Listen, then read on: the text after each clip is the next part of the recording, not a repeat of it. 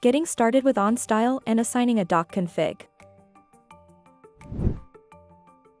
After opening Microsoft Word, a new, separate tab named OnStyle appears at the end of the Word ribbon.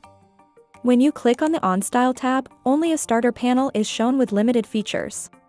On the right side of the ribbon, you can use the validation function right away. It's important to note that the authoring features will only be available once a DocConfig is assigned. To assign a DocConfig, head over to the configuration group on the left. Open the DocConfig menu.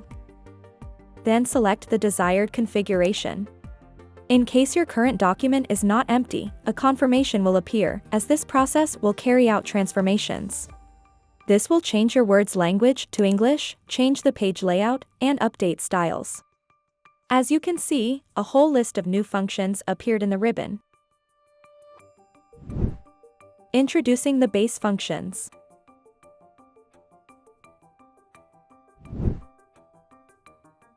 The View group lets you show and hide special parts of the current document, like table grid lines, hidden text, and much more. Quick symbols are useful for inserting frequently used symbols in one click, like Greek letters and mathematical operators.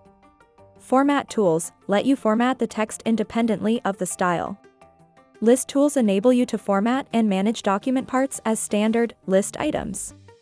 Quick styles offer you frequently used styles in one click, for example headings and paragraphs. The Tools group has several document authoring functions, organized into drop-down menus. Finally, Validation offers you several customizable inspection sets.